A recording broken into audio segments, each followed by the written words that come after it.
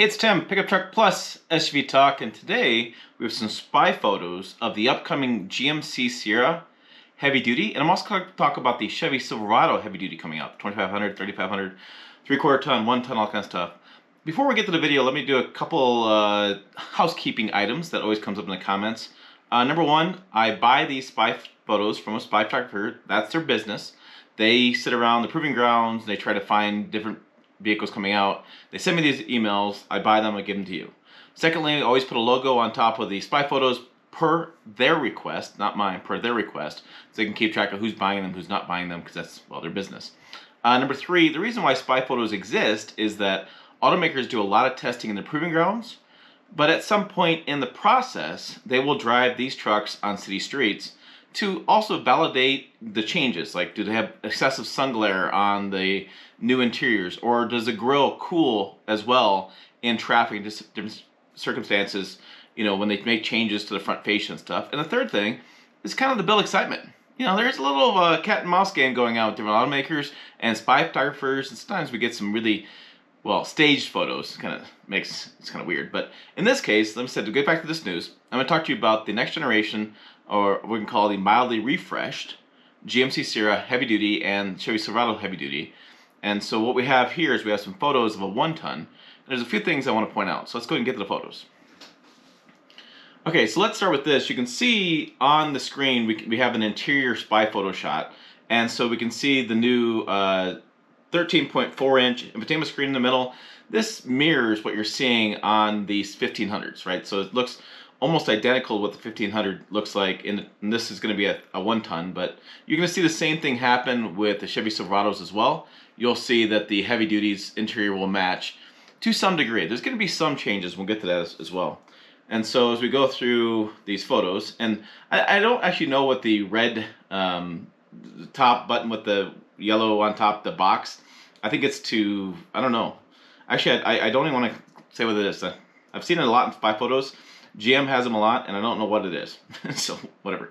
We'll zoom in a little bit, and you can see that that's a much larger screen, which is what some people are asking for, especially in the fact that they have multiple cameras now, lots of different camera views in the GM products, but the screen was so small you couldn't really make sense of the camera. So this is much better, much easier to eyes. And you're going to see something right here. We have a column shifter. Now, this created some conversation online about why does this have a column shifter, and why is it, and this truck has more chrome. This is probably a test mule. They probably have a different variety of things in this truck, so it's not a pure spec of what's coming out.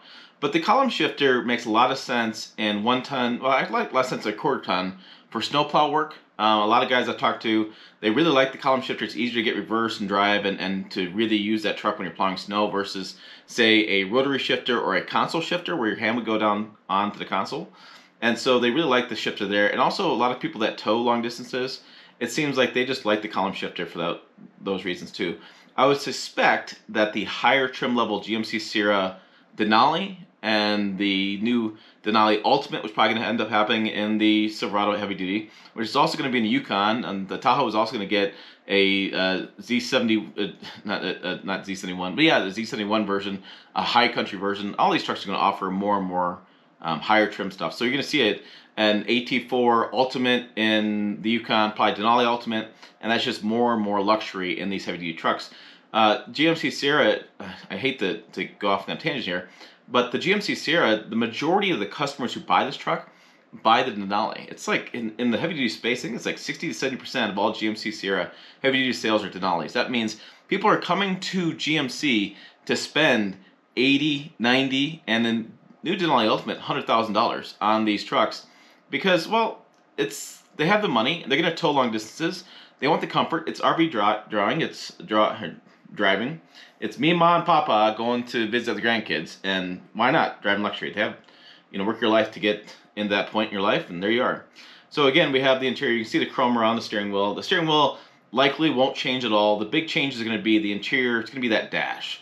We're going to do a full digital dash behind the driver. Well, the 13.4 inch dash to the side. We'll have some connectivity with Google. They're working with the 1500 and that. We're going to have, you know, Wi-Fi built in, navigation built in, have those features too.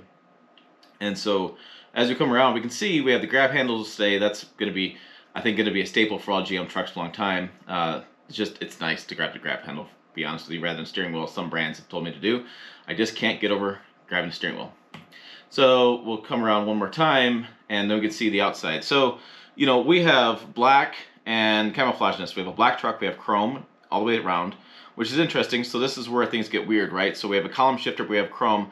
This looks like a Denali trim with all the chrome and a higher trim level, but then we have stock steel wheels and such. This is why, to me, it's a test mule. Now on the front, and I think I have a couple other photos of the front, we're going to see a change with the fascia. It's going to look probably more like the 1500, probably borrow some of that front look to it. And what they're really doing here is they're really testing airflow. As you know, with naturally aspirated engines, and especially with turbocharged engines, and anytime you do a turbo, you need to increase airflow to keep the turbos operating at peak efficiency. And so what you're looking at there is you're looking at a new fascia, and they can cover it up. We're going to have some difference in lights. I bet you're going to have more standard LED lights across the lineup. They may have some newer headlights. The Silverado has some newer headlights, and the GMC Sierra has newer headlights coming forward. They're saying 2024 from the spy first. I could see that, you know, it may be 2024 by the time they get all the parts and all the semiconductor stuff figured out to make this happen. As you come around, again, you're going to see it. There'll be a new grille, and it's going to have some changes. So typically, mid-cycle refreshes, they're going to fix the problems or fix the things that they were kind of criticized over, which was interior dash. So they fix that, and then they're going to change up the grills and offer different grill stylings to differentiate or make them different. I have trouble with my words this morning. Make them different between different trims of truck and give it a fresher look. You know, it's easy to change up the front and change up the rear a little bit in these trucks because it's just a styling thing, and it gives them like new refreshed. It gives them that, wow, that's a new truck, right? All new. Well, it's not all new. You're going to see the engine and transmission combos will probably stay the same. They may increase torque in different ways if they find some efficiency gains that they're able to do through engineering, studying that. You know, people always talk about never buy first generation trucks. Well, trucks are in continually evolution. Every model year, something's new, something different. You may not see it because some of these changes are under the hood and things they've changed with part suppliers, but it's a continual evolution of trucks. In this case, I think you're going to see some evolution probably. They may, like I said, they may tweak the diesel a little bit. They may tweak the gas engine a little bit. They may find 50 to 75 more horsepower torque if they use a different turbo versus the last generation turbo, or, you know, that stuff happens a lot. But the chassis, the frame, the transmission, the U-joints, the suspension, that'll all probably be the same. And then you'll see they're talking about a Silverado HD 8 truck. And the reason for that is they want to compete more with, say, the Power Wagon, say with a Ford Super Duty Tremor, and Ram is actually working on a Ram Rebel heavy duty. So more off-road capability in 3/4 ton truck, because 3/4 ton truck, you have more payload than you do a half ton.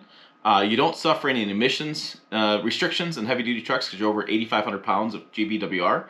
So no emissions, and you get, and frankly these days the price point of half tons and 3/4 tons become to the point where it's not that big of a difference anymore. And so people are actually spending more money for a 3/4 ton on a comparable truck. I mean, why wouldn't you if you could get more features, more payload, and more capability in 3/4 ton? And then with the GM line of trucks, because they do an independent front suspension, they tend to ride a little bit better, I think, than the Fords do. I like the solid front axle, don't get me wrong, but you're not getting the big ride quality issues that you used to have going half ton, 3/4 ton. You used to go half ton, 3/4 ton, your first thing you lost was ride quality. Well, now they're making changes to suspension. Now they're changing stuff up. Now the Denali trims have the Multimatic DSSV dampeners. Now they have changes. Those are like ones used in like supercars. They're making those changes, and so the ride quality isn't as big of a deterrent or a detriment as it used to be. And so you're going to see that happen more and more. I think you're going to see, as half tons have exploded in popularity, I think you're going to see that the heavy duty is going to explode in popularity as well. Because again, you tend to get naturally aspirated gas engines without turbos. You tend to get things that don't have any problems as far as you have worked out the kinks in transmission and stuff. And there's been some conversation online about a lifter issue. We have a link to the article on the website. I guess I'll put it down below in the description. That affected, you know, a variety of trucks. In our research, it wasn't like oh my God, every truck in the market's gonna have a lifter issue. Go, you know, don't buy one. That kind of stuff happens a lot online. But in this case, I think you're going to see, you know, again, more heavy-duty stuff coming up. And so I'll put some links down below in the comments about, in the description about what I expect to see with the heavy duty AT4X and the heavy duty ZR2, Chevy Silverado ZR2, and what you can know about lifter issues, because that keeps coming up in the comments, and really I don't think it's that big of a deal, but again, things to talk about. So those are the spy photos I saw this morning. I want to get information out to you guys right away so you guys can kind of know as you're shopping for new heavy duty trucks, new trucks at all, what's out there, what's available, and you can be a better and more informed consumer, which is the point of this channel. Yeah, that's all nice. So for more, check this video out over here, website down below. As always, thanks for watching. I'll see you down the road.